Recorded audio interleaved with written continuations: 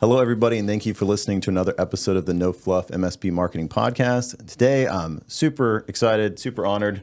I've actually got my pastor here, Andrew Gard. Andrew, really appreciate you being on today, man. Of course, glad to be here. Yeah, so Andrew Gard is the lead pastor of Grace City Church in Lakeland, Florida.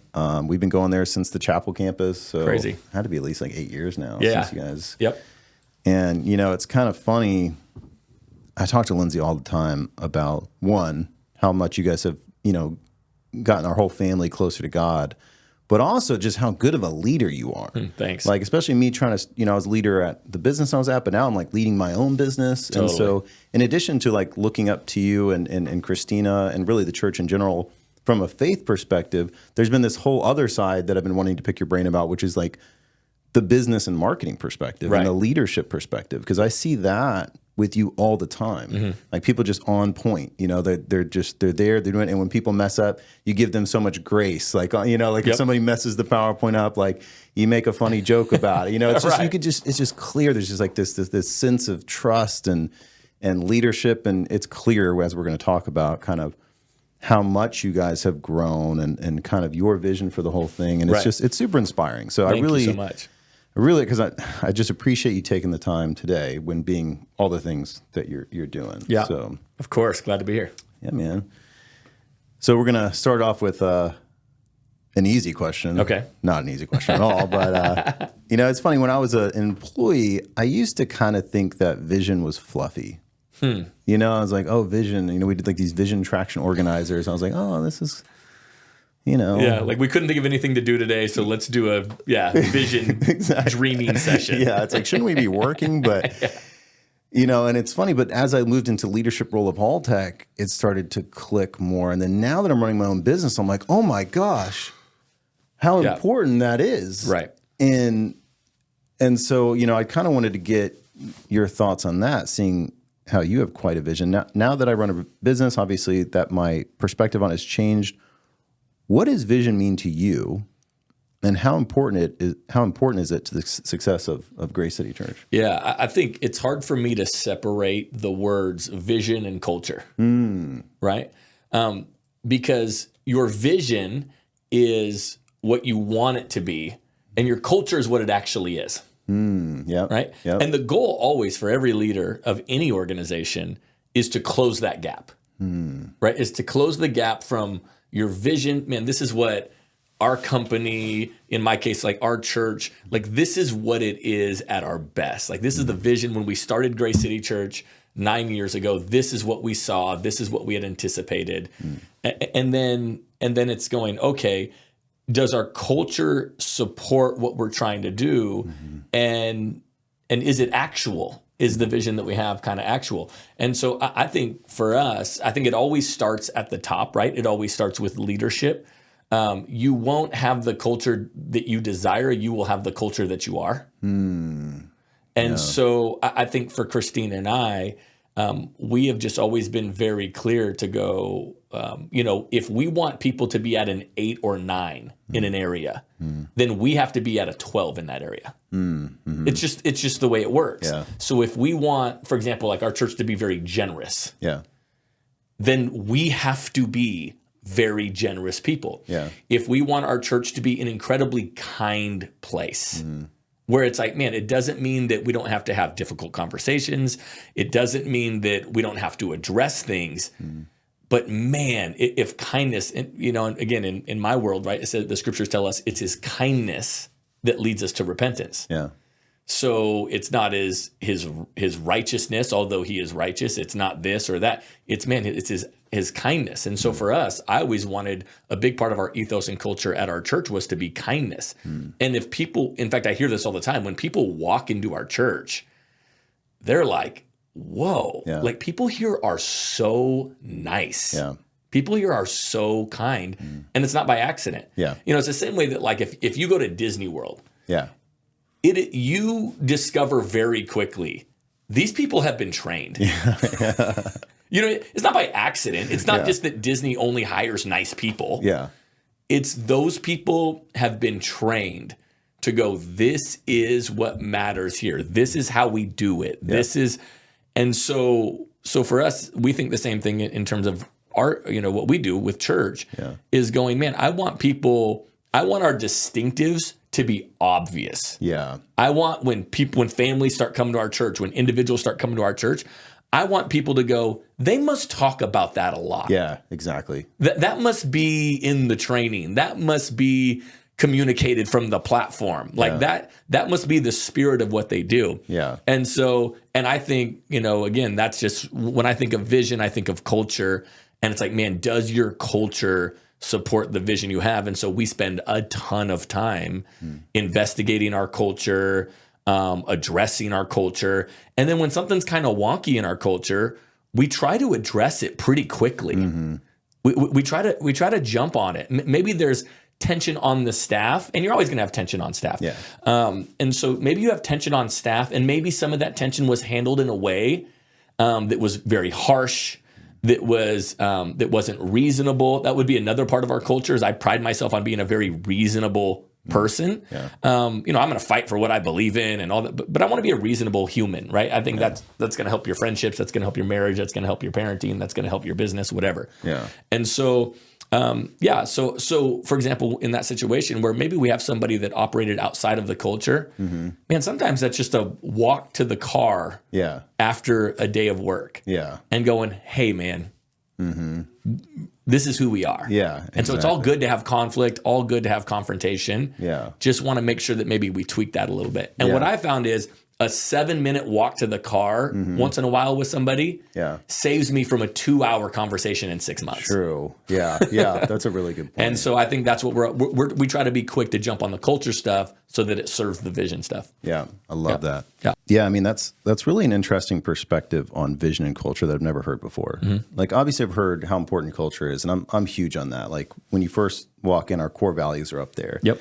And when I was learning about core values, as I know you guys care a lot about, because I remember with the, your vision days, it used to be, and like what I thought it was, it's like, okay, what do we aspire to be? When we're looking at core values, it's like, what do we aspire to be? It's like, no, the core values are like, what are the values currently in your organization? Right. And like, which of those do you want to emphasize? Right. And so that's kind of cool that you're connecting the vision and culture. So you're saying, this is where we want to go. Yep.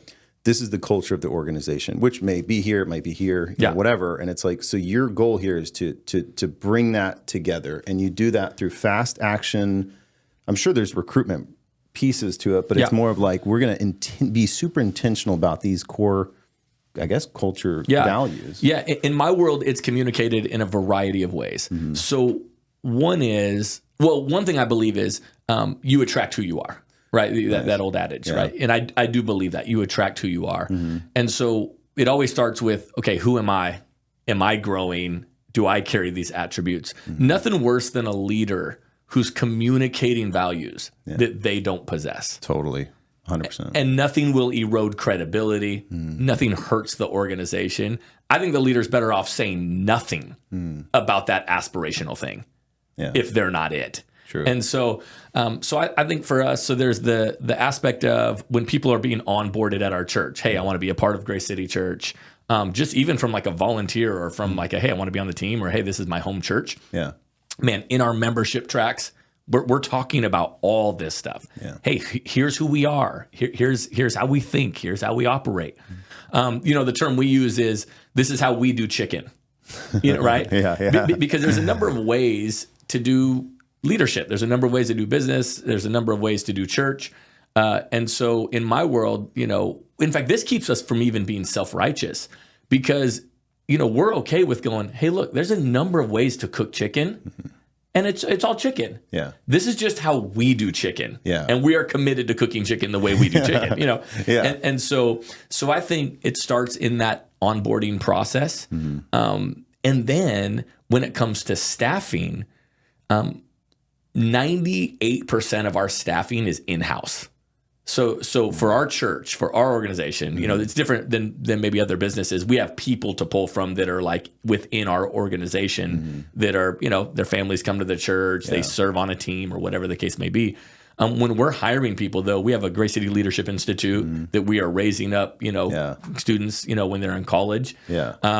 And our church, people that attend our church, our Grace City Leadership Institute, that's really kind of primarily where we hire out of. Yeah. Because those are people that have been in our incubation system. And so, so there's not a lot of like, oh man, we got to see if this person fits with our culture. We know they fit with our culture. Oh, that's a huge advantage. It's a humongous advantage. Yeah. And so I would encourage every business to have some sort of, is there an internship element to what you do, that if you had, one or two interns that are around that are in college, that when it came time to hire, you would have a few people that you're like, oh man, they've been around. We know them. We know who they are. Yeah. So there's the onboarding process. There's the hiring process. And then there's even as a preacher, I'm standing up in front of my congregation every week and I'm preaching and communicating, and I'm always preaching and communicating the scriptures.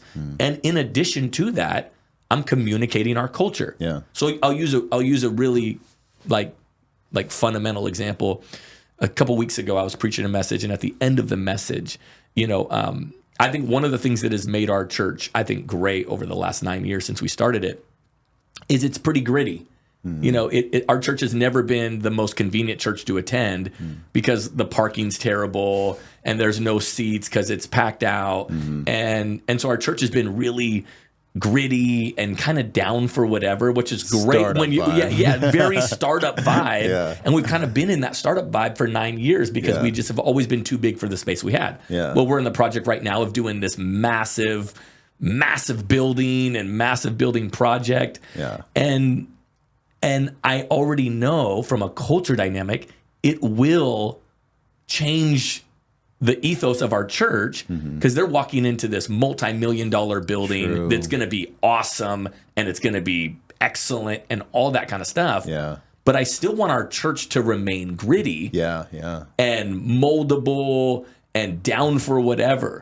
So like a couple weeks ago in my message, at the end of my message, I, in hyperbolic fashion, talked about how I already hate our building. So I do this whole bit on, I already hate our building. You want to know why? Because it's going to have a coffee shop in it. And you're going to come and you're going to be able to walk into church and grab your latte. And we're going to have an indoor kids play structure. And you're going to be able to sit in the AC and watch your kids play. I already hate it. And you're going to walk in and there's going to be massive parking and it's 50 acres. It's a campus. And I'm like, I already hate it. And I, even in the message, I'm like, obviously I'm being hyperbolic. What I'm trying to do is preemptively sustain our culture, even though we're going to be stepping into a new space, because the grittiness and the flexibility of our church, I want to do everything I can to maintain, even though we're going into this awesome new campus. And so those are the things, too, that you got to strategically put that in.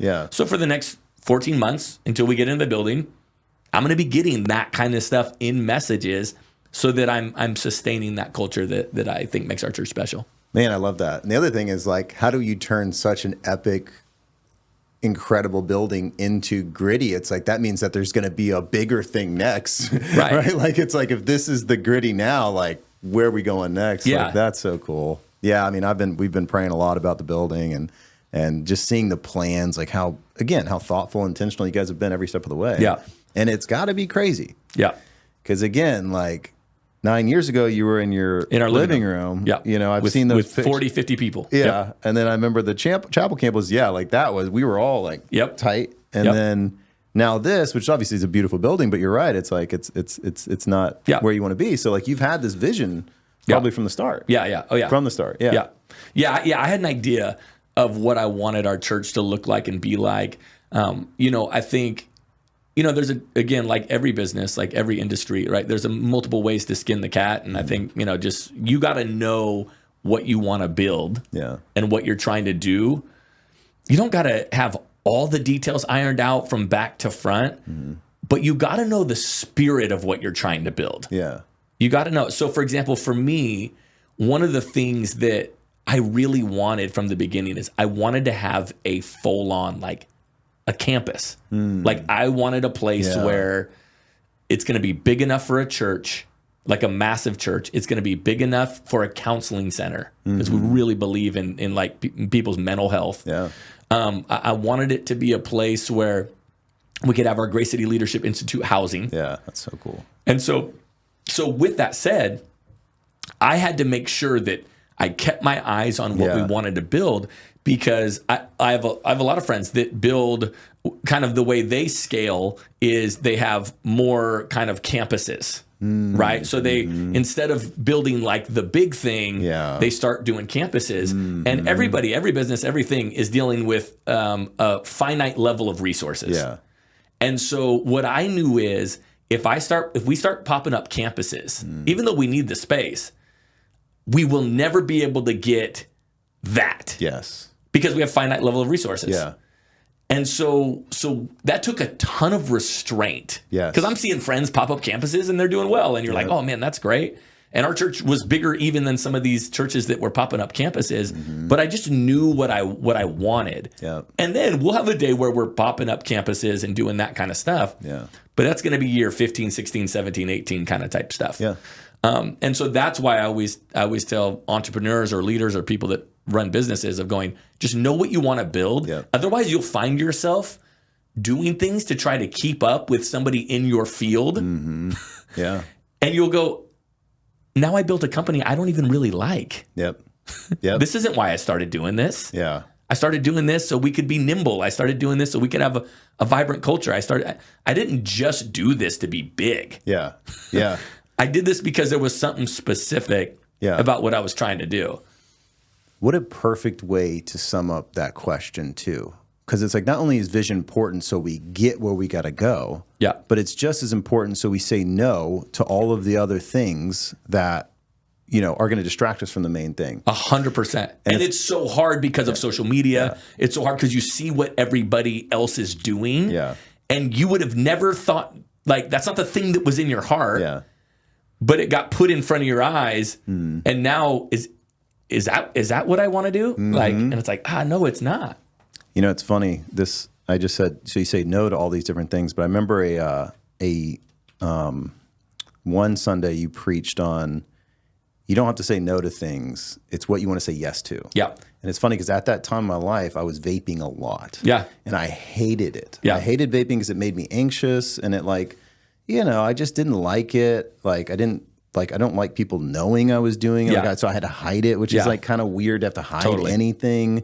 And probably started to feel like a crutch. It totally did. And it just felt like a weight on me. And then I remember coming to that, Sunday, and you preached the message of, it's like, it's hard. Like, don't worry about saying no to things. It's like saying yes to feeling good, saying 100%. yes to having a better, relationship, saying yes to these different things. And like, that was when I quit, because I was like, I'm done. I'm done, it's amazing. And it's because of that mindset. So it's cool that's like you said, if you want to be a leader and you want to preach to certain things, you got to live it. Yeah. And that's exactly what you're doing with 100%. This big project. Yeah. So it's just making sure that I'm keeping the yes out in front of me. Yeah. So that the no's just get a lot easier. Yep. Yeah. Man, what a great way to kind of culminate on that question there. So now I want to get to, obviously I'm a creative. Like my business, we do content and marketing for an objectively boring industry, right? I mean, it's like IT for businesses. It's super boring. So like our whole thing is like, we're going to be different and creative and everything else. So, one thing, like every Sunday I show up and y'all have a graphic designer that makes a beautiful design that matches the top, the side, all of the different things that you do, the design matches perfectly. And for someone that's not a creative, they're just like, oh, this looks nice. Yeah, but I'm like, someone had to say, they think that stuff just, we downloaded that stuff from somewhere. Exactly. And I'm like, someone has to actually say, okay, these are the measurements for this. I'm going to design so it all flows together. And it's like, that's so thoughtful. There's a creative behind that. I see the video and the producers running the thing. I see the photographer. I see a separate videographer. Yep. I see these beautiful, I keep trying to recruit your videographer. I'm just kidding. Yeah, they're kind amazing. of joking. Yeah, they're amazing. I keep trying to, like, these beautiful videos that when it all comes together, I'm like, I know Grace City is a church, but it's an incredible case study for marketing. And I hear all the time we hear this all the time, that they don't have budget or time for marketing. I'm like, you realize most of this production is happening very inexpensively because of strapped resources. Totally. Yeah.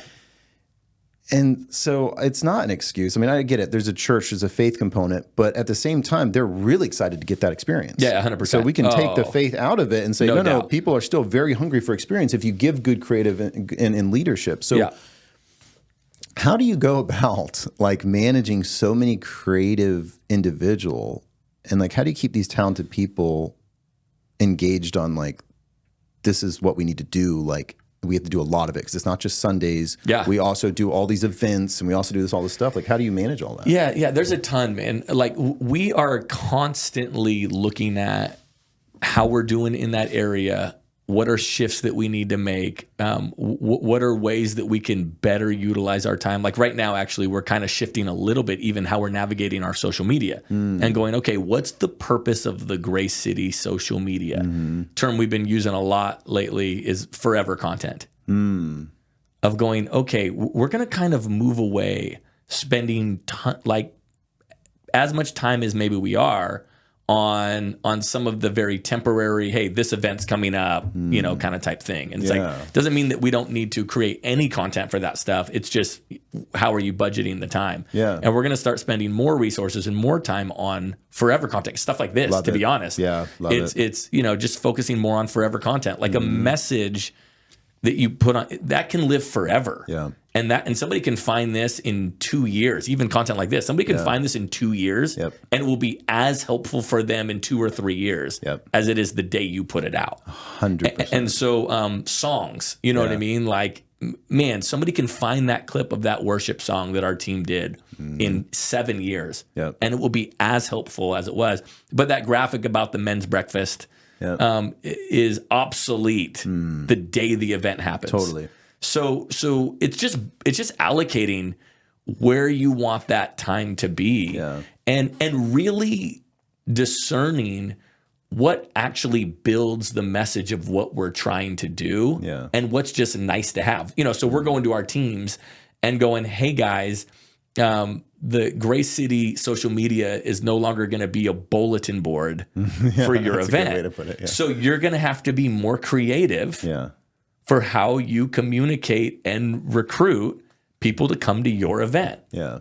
So I think it's just always looking at that stuff, always evaluating it. And then for me, it's always understanding, you know, we have amazing creatives on our team and it's just always understanding that they work very differently than I do. I'm a very like logistics type of person with a creative bent because I'm a communicator. So there's definitely a storytelling component in which makes it easier for me to connect with our creatives than maybe somebody else who's like just a full on straightforward logistics type of person or an administrative type person. Yeah. But also understand that those people work differently than me. And so, you know, if they're not sitting at their desk for 45 hours a week, that's okay. You know what I mean? And so sometimes, you know, with people like me, it's like I have to resist my own urge to go, okay, are people working? I don't see them, you know? And so I think sometimes that's the hang up too in some people's businesses is they just expect you know, your creatives to work in the exact same way as your highly administrative people work. And that's just not the case. We have people on our team that can sit down at that desk and crush for 45 hours, 50 hours in a week. Yeah. And we have people that they would be sitting there going, this is not the best use of my time. Yep. So that's really insightful because like, here we actually work 35-hour weeks because I've noticed that like that extra hour each day, we're all kind of burnt out because creatives, it requires like a lot of mental power. Totally. And so I realized like 7 hours is actually the maximum productivity I can get out of my people because we do creative all day. Right. So I was like, just go home early and then you come in 100%. more refreshed and like we're more productive shaving 5 hours off a week. All day. Yeah. And it's like, and then like if anyone wants to work more, it's like, great, just let me know. I'm going to pay you, you know, twice. I paid 2x like their hourly because I'm like, whatever, like you're working on a Saturday morning. Right. I'm happy to pay you more. Yeah, you totally. know? Yeah. So that's really insightful. That kind of happened haphazardly, but now that you're mentioning, I'm like, I guess that's kind of the main reason. Yep. And then like, you know, you've got, you know, like, let's say a big project, like you've got, okay, every Sunday is a big project. Sure. Like, this is my message that I'm going to be preaching. Yeah. Like, is there a project board? Yeah. So what we do is I'll have like sermon series. So like already I know our sermon series through next April.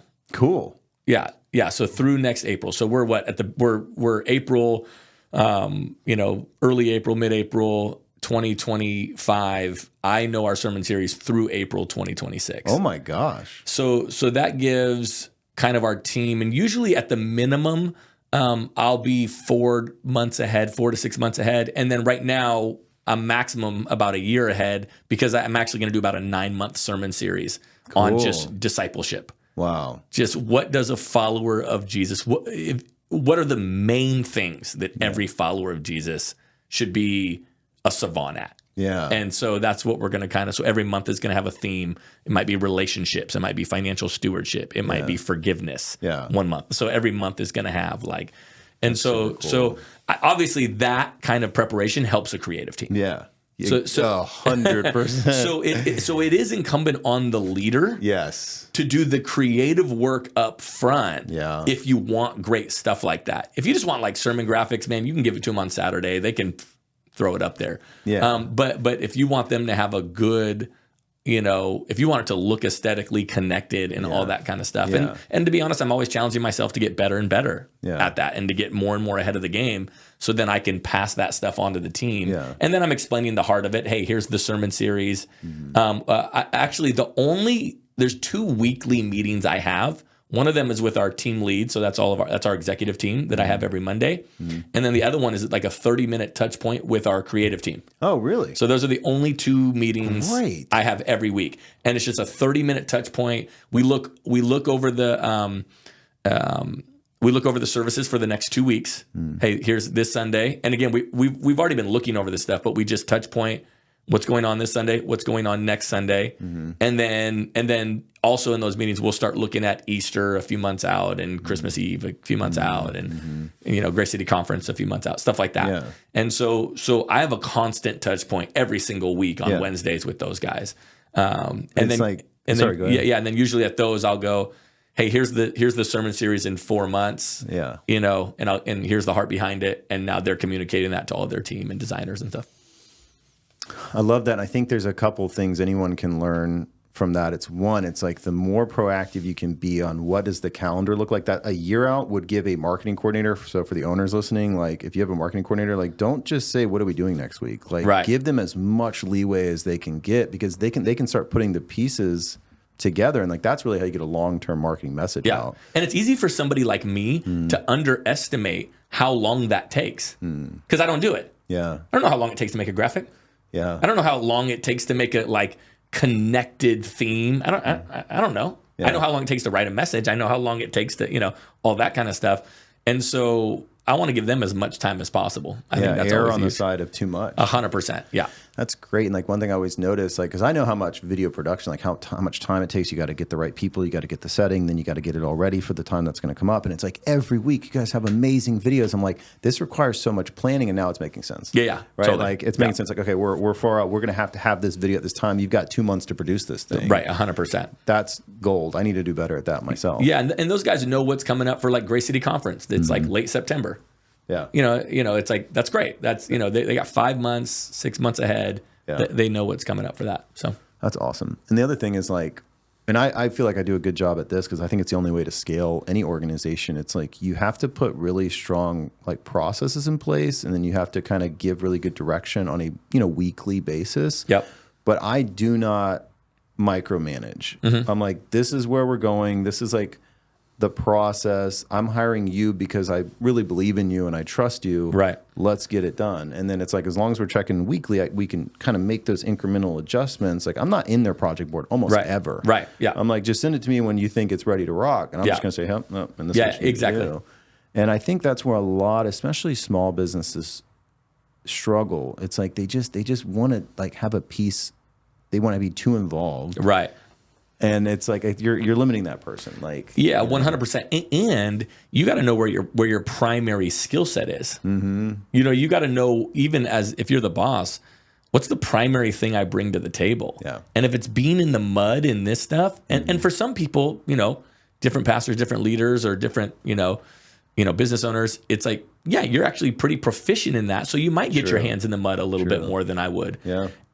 But you just got to make sure you're not slowing stuff down. Yeah. And what I actually appreciate is my team has the confidence also to push me a little bit. Yeah. So I got to put security in them for them to go, okay, we're having a filming day in 3 weeks, and we're going to need these 8 videos from you. So bring 8 shirts, make sure you shave. Yeah. And so that happens all the time. So Totally. it's like, I'm looking at my calendar, working with my assistant, and she's going, hey, in 3 weeks, you have these 8, videos. And sometimes that requires writing new content. Sometimes that requires just dusting off content, previous content. Yeah. Sometimes it's, they're just welcome videos. Hey, I'm introducing speakers and I got to do it, 6 times for the guests we're going to have over the next 6 months.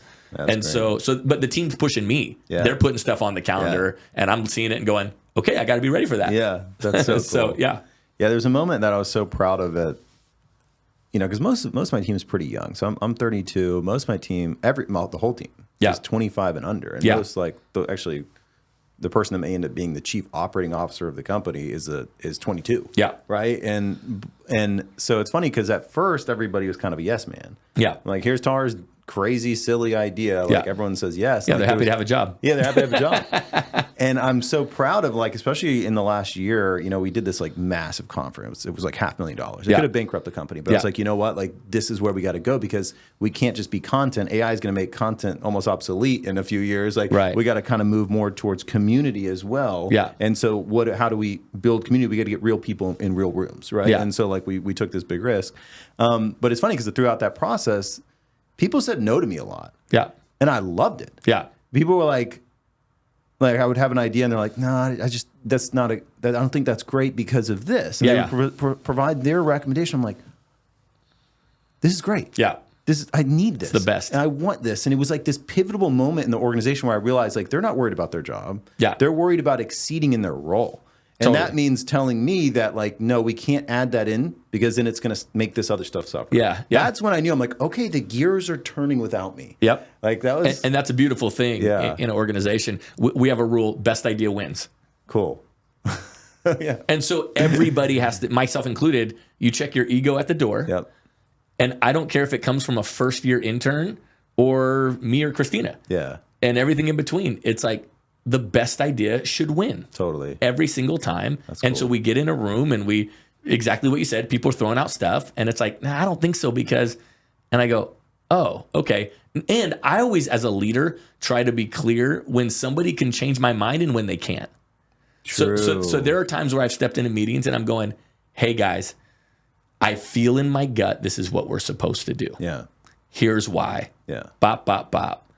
This isn't one of those you can change my mind kind of thing. So I don't even want to pretend. I think sometimes leaders pretend. Dang, that's a great point. And that's kind of demeaning to your team. True. Because your team knows when you're asking for feedback, but you don't really care, you're going to do X, then just tell them that. Yeah, totally. Just say, hey guys, here's what we're going. Here's why I think it's the best move. And this is huge. Then that's great. Yeah. But there are times where I go, hey guys, here's kind of where I'm at on this. But my mind could be changed. Yeah. So really, my mind can be changed pretty much any time unless I say it can't. Yeah. And those I could count on one hand how many times I've made in the 9 years that I went, hey guys, we need to add this service because I just know in my gut our church is about to explode. Yeah. And I was right. Yeah. And so it helps when you're right. Yeah. But I just think don't patronize your team. Yeah. I think, that's a really good point. Yeah, I think I'm that's going to a make huge sure one. I note on that. Am I doing that or not? Because I think I have done that many, many times. And Yeah. so it's like, no, just be honest. Let's get past this. And, It's all good. Yeah. If you're like, this is where we're going and the feedback is for exercise, let's save the exercise. Yeah. Yeah, So, exactly. That's a great point. So kind of 2 last questions here. One is I kind of want to talk about your launch strategy, Okay. right? Because I hear all the time, it's really annoying actually. Businesses are like, well, we're small. We don't have a marketing budget. Or Right. we can't afford advertising or whatever. Right. And it's like, neither could I. Right. Neither Totally. could Andrew. Right. Totally. So I want to get in your brain when you were in your living room or maybe before your living room, knowing you have strapped resources. Right. How do you create something out of nothing with limited resources and limited people on board at first? Yeah. I mean, a part of it is, my wife and I opened up our bank account with our money. Yeah. The church. So part of it is, all right, I think we live in an entrepreneurial age. Mm-hmm. I don't know that everybody's cut out for it. Yeah. Like Totally. so in some ways I'm like, man, if you're not willing to put up your own money, you're probably not cut out for it. Yeah. And that's okay. Yeah. Like, like nobody's better or worse. Like, none of that. Yeah. It's just like, man, we were willing to put up our own money, and we knew we could live for 9 months with me receiving no paycheck, with me not being on staff. Like we could live for 9 months. Yeah. We knew that. And then worst case scenario is I would just have gotten a job and we would have kept going with the church. Yeah. So we kind of knew what that was. So I think one is we invested it in ourselves. And so that was helpful. And then I do think when you are going to start something, I think that is when you do leverage everything you got, like as far as the relationships that you have. Yeah. That's why, by the way, treat everybody all the time like $1 million. Yeah, totally. Just in your job. I don't care if you hate your job right now. Be a great employee. Yeah. Because you never, ever, ever know. Yeah. Life is funny, man. Yeah. And you never know how things come around. You never know that, oh man, that guy that I worked with ended up getting that job that gave me the seed money that I needed in order to start this thing. Yeah. Life is funny, man. So I don't mess around with it. Yeah. I just try to treat everybody like gold. I try to be cool to everybody. Yeah. Totally. Cause it's just one, I just think it in my situation, it honors the Lord. Yeah. And it's just a better way to live. Totally. And then it's just like, you just never know how life is funny. And so, I think there's that element. And so what we did is we just started talking to people that we had a relationship with and just started saying, hey, we're getting ready to start the church. I had a bunch of coffees. We cast vision. Yeah. Just cast vision and like, hey, here's what it could be. Mm-hmm. And, I remember, Tim Cox, who's a good friend of mine. He's a guy in our area and, worked at Publix for a number of years. He was one of the guys that I talked to. And he tells the story now and he goes, man, when Andrew was telling me about Grace City Church and how it was going to be different, because I don't know that I fully believed it, but now 9 years later, he was right. Yeah. Like it was different. Yeah. And so you gotta have a compelling vision. Yeah. And so I think making sure that you have a compelling vision when you sit down and have those conversations, whether it's, man, we need seed money to get this thing off the ground. Mm-hmm. We need to recruit people to help us get this thing off the ground. Mm-hmm. I think the vision has to be really, really compelling. Yeah. And it helps if you have a track record of fruit. Yeah. Yeah. You know what I mean? If you have some things that you can point to, that's why I always tell people, again, the job you're in now, cool. You want to start that business in 7 years, kill what you're doing right now. Yeah.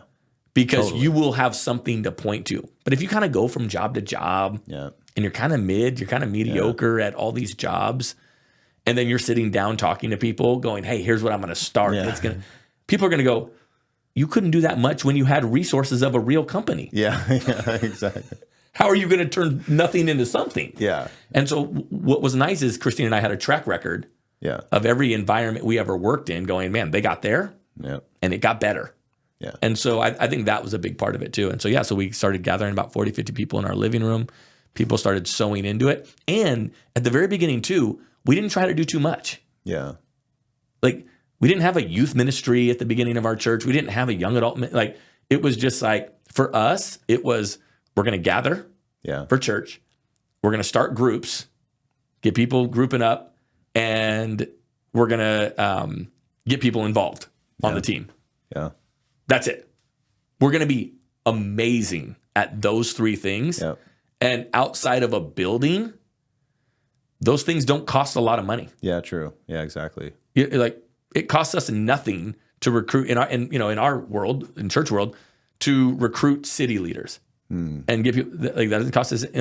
It starts costing us things to have a youth ministry. Yeah, it starts costing us money to make cool signage. It starts costing whatever the case may be. So my thing is, if you don't have tons of resources, great. What are the 2 or 3 things that you can leverage whatever resources you do have to do like 2 or 3 things at a high level? Totally. Yeah, that's such a great way to put it. Mm-hmm. When we think like in marketing, we call it like our baby steps. I guess that's kind of like what Dave Ramsey says, but we always call it baby steps because it's like, hey, you may not have resources or time to do a bunch of stuff. Like just start with one, get really good at it. When that has an ROI for you, add another baby step. Exactly. And early on, you only have so many bullets in the chamber. Yeah. So you got to hit Yes. on everything. Yeah. Totally. Then as you go, then you can have some misses. Yeah, exactly. Then you can go a little wilder. You Yeah, can hold a 9, conference. 10 years, 11, 15 years, you start having a budget. You can go, oh, we tried that and it didn't work. You know, it was fine. We broke even. Yeah. Maybe we lost 20 grand, but we're fine. Yeah. But early on, you got a few bullets in that chamber. You got to hit You got to hit. every time. Yeah. And so I think that's what we tried to do of going, man, you know, we like to feel like things have a very, very good shot at working. Yeah. And probably the biggest thing that we kind of have really stepped out on of going, okay, you know, this is a huge stretch for us is, you know, starting to build this building and all that kind of stuff. So, but early on, man, yeah, you gotta hit. So make sure you're, you know, measuring twice and cutting once. That's a great point. That's a great way to say it. Measuring twice and cutting once. Yep. And I think I have 9 months puts that level of blood in your mouth. yeah, like okay, I only have one bullet, but I'm gonna aim really good. Yep. I'm gonna spend a lot of time practicing. Yep. Like I'm gonna get this done. And I think that's where a lot of businesses they get comfortable with a certain level of revenue. It's like they want to grow, right? Like they want to grow, but they don't really want to grow. Whereas there's somebody that just started a church, you know, there's a business that started and they've got a 9-month leeway. Like that person's gonna be way more hungry than the guy bringing in $500,000 revenue. And it's funny because oftentimes when people are ready to start marketing, I ask like, hey, why? What happened? They're like, oh, we lost our whale client. It's like, you feel it. 100%. And now you're growing great. Yep, exactly. Or it's like, well, actually, you know, this industry that we're in, there's too much acquisition. We're losing a client a month. So it's like, you feel it now. Yeah. And it's like, I feel like if you had, as we go wrapping back to the beginning, like if you have a strong enough vision, you don't have to feel it to get where you got to go. The vision is compelling enough. That's exactly it. Right. And you know, it's so true. But we all have that tendency. Yeah, totally. Yeah, totally. Not as much pressure. I mean, I remember Christine and I, my wife, you know, we were talking and we were like, isn't it crazy that we put like this stress on, like nobody's making us do this massive project. Yeah. We could, you know, go, we're big enough. Yeah. This is good. Like, it was like nobody's making me add this stress to my life. It's just, I'm compelled by the vision. Yeah. And so, And again, I don't even fault people. Everybody gets to live their life. Yeah. I don't even fault people that have built business and they're like, this is good. Yeah. Because the cost to go to the next level is a cost I'm not willing to pay. Yeah. Fair enough. Totally agree. Then don't complain about it. Yeah, that's the point. That's the point. It's like, yeah, you like it, good, stay there. It's all good. Yeah. That's great. If like that's, man, you started that business and you got a few employees and it's putting food on your table, it's going to pay for your kids, you know, to go to private school or go to college. That's great. Yeah. And that's all good, but don't complain about it. And that's all good. So everybody gets to pick kind of like, okay, is the cost worth it to go to that next level? Yeah. And that's such a good point. I find myself putting myself in those situations all the time. Like, I've got a new baby. This business is very crazy right now in a good way. Yep. And I'm like, you know what? I'm going to sign up for a super fight jiu-jitsu tournament in Tampa. Right. And I'm like, they're like, you've never competed at blue belt before. I'm like, I know, I'm just going to do it. And it was like that whole week I was so stressed, but I still had to get my work done. I still had to have fun with the kids. I still had to do all this stuff. I showed up. It was amazing. Yeah, it was one of the best experiences. Glad you did it. Yep. Yeah. It's like, you're glad you do it, but you just got to buckle up and loving that stress. Yeah. Pressure's good. Pressure's how muscles are built. Yeah. Resistance creates strength. Yeah. And so I think, you got to be careful that you don't just fall back into the doldrums and go, okay, this is good. Yeah. We kind of have what we need. Yeah. That's why I'm probably never going to retire because then I'll just get depressed. But, exactly. So I only got a couple more minutes with you because I know you're a busy man, and that's why I kind of wanted to end with this question. I see you flying to California to preach there. I see you building this big building, leading a giant team, and still managing to come on a podcast, right? Like, you have so many different roles as a pastor, father, husband, friend, athlete. Yeah. It seems borderline impossible from an outsider's perspective. Like, it really does. How, you know, but you still don't seem too busy. Like, you're chilling right now. We're chilling. Yeah, you know, like, how do you manage all of that? Man, my life would be probably, to the people that go to our church or the people that listen to me, it would be surprisingly plain or surprisingly boring is not the right word, but I'm a big fan of rhythms. I think people can do anything if there's a rhythm. You know what I mean? Like a car can drive fast if it goes from first gear to second gear to third gear to fourth. But if it doesn't, you can break that thing down. And so what I found is I just have locked into a rhythm that really, really works for me. Yeah. And so I have Mondays, boom, my emphasis on Mondays is our staff. So we have our executive team meeting. Anybody on staff that I feel like either needs some sort of measure of correction of going, hey man, like let's stop making this mistake, or anybody on our team that I feel like is just kind of discouraged. Yeah. Oh man, they need a 5-minute, just pick me up. Hey man, I see you. I think you're doing a great job. Like keep your head up. Yeah. You're doing better than you think you are. So Mondays are just, our staff knows Mondays are great days to get me. Yeah. Tuesdays are my study days. Yeah. So that's just content. Whether I'm preaching that Sunday or not, I'm writing content. Gotcha. So I'm, for leadership stuff I'm doing, podcast stuff I'm doing, I'm, looking over, this Tuesday I was looking over the questions of this, cool. kind of type thing, just like processing some of the information. And so working on my message, all that kind of stuff. Wednesdays, a lot of it's a little more random, but that's where I meet with the creative team. That's when I do some pastoral care stuff, and kind of, church business, so to speak, making sure the building's all good. And then Thursdays are I'm putting the finishing touches on my message. Probably have a couple more pastoral care meetings usually on Thursdays, and then kind of wrapping up the week. Because then Friday is my day off. So that's my Sabbath. That's my day off. That's usually, taking the kids to Disney or something like that, or hanging out with the fam after school. Me and Christina hanging out during the day. And then Saturdays, kind of the early part are kind of family days. Yeah. And then by Saturday, about 5 o'clock, I start looking over my notes, start, getting it fired back up again. And then Sundays are all days, preaching all day at church. And then you just rinse and repeat. Yeah. Christine and I do our date nights, usually Thursday night. Yeah. And so it's just kind of like rinse and repeat. And then I'm working out. I have my workout stuff. I'm working out Saturday. So I'm working out Saturday, Sunday, Monday, Tuesday, golfing on Friday. Yeah. Like it's just rinse and repeat that. And so, and then my assistant honestly does a really great job of protecting is not maybe the right word, but helping me stay committed to these rhythms. Yeah. So she does. So sometimes I'll be inclined to go, yeah, I'll do that. And she's like, are you sure? Yeah. And so there are times, because so much of leadership is trying to predict how you're going to feel in 4 months. Yeah.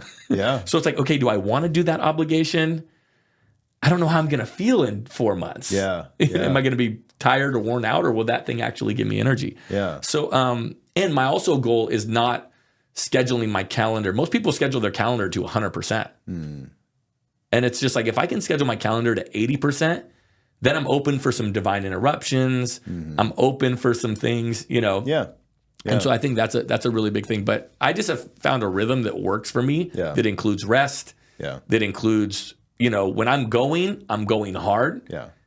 And then when I'm not, I'm chilling. Yeah. And so then when it comes to like speaking in different places and doing that kind of stuff, I just now, because I have a lot of years of experience, I kind of usually know what something's gonna, what's gonna ring my bell. What do I want to, we use the term with my friends, like, what do I want to give my essence to? Yeah. Like all of us have an essence, like we're spiritual beings. Yeah.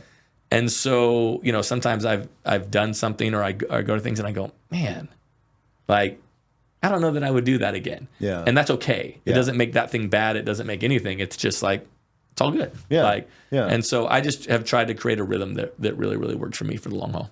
That's awesome, man. Yeah. I can take a lot of that myself. Yeah. Most people live random. Yeah, that's a great way to put it. Yeah. Most people live random, and then they wonder why they're so tired. They're not tired for the amount of output. They're tired from the type of output. Yeah. You know what I mean? Like we're not tired. We have a lot of capacity. Yeah. We have an insane, people run ultra marathons. Yeah. You know what I mean? Like we have incredible capacity. Yeah. Yeah. It's just, how is that capacity channeled? And what I found from my own life is the randomness takes more energy. Yeah. Then, okay, I know what I'm doing. So I'm a calendar hound. You know, I try to encourage people, man, get in a rhythm that works for you. Yeah. Yep. And it's got to include, you know, in my world, it's like, man, it's got to include a spiritual component to your life.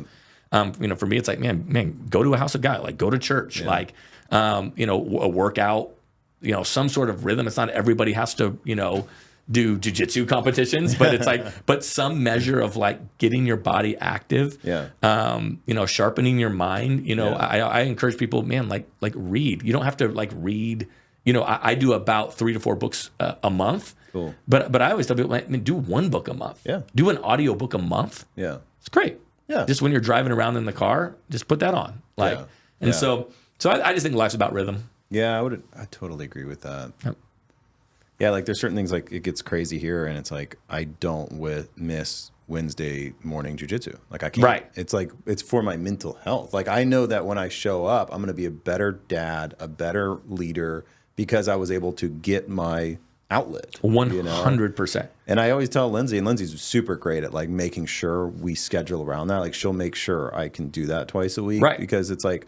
She knows I'm actually not being selfish. Right. Like I'm doing it, one, I enjoy it a lot. Yeah. But I'm doing it because I know I perform better in life when I can hit those rituals. Right. That's such a good way to put it. It's like rhythms can make you go a lot farther than random.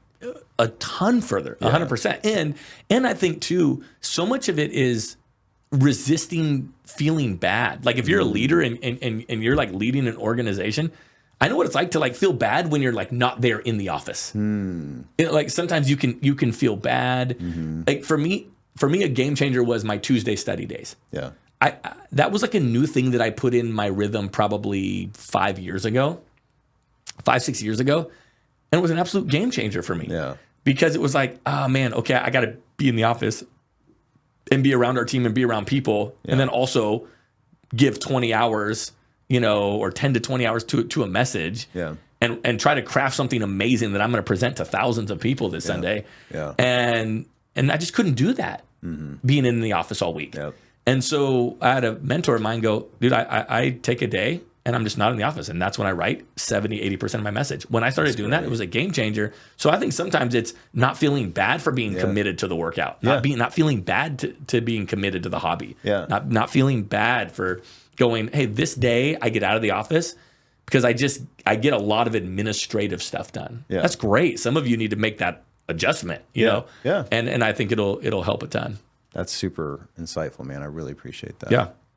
Well, you're doing a lot. It's super cool to see. It's awesome seeing from like the living room to the plans of the church. It's gonna be wild. Breaking ground now. I mean, it's just so cool to see from afar. Well, not afar. I mean, I'm part of it. Yeah. So, but just seeing you and your team and your vision, and it's really inspired me as a leader to just be the best I can be. Yeah, thanks, man. And so like you being here today really means a lot. Of course. This is exactly what I was hoping to get out cool, of it. Good. I hope it was helpful in some way. 100%. I know the listeners are going to love it. I'll send you the stats. There might be like a giant drop off, but if not, I'll exactly. As soon as we start talking about Jesus. I was like, this guy brought his pastor on. It's going to be great. Yeah. No, it's funny. A lot of the members that are because I talk about religion on the podcast, quite a bit. And, which I also swear on the podcast too. So sorry, I'm an oxymoron. Okay? No, you're good. I can't swear today though because it's my pastor. But it's funny. A lot of the members will reach out and we talk about God and our faith and stuff because it's like, okay, you've opened an outlet here, to be open, and so it's really cool. And a lot of that's just your influence. So. Well, Andrew, man, really, really appreciate your time. Yeah, that was super awesome. Thanks for having me. Yeah, man, that was awesome. To listeners, thanks again, and we will see you on the next one.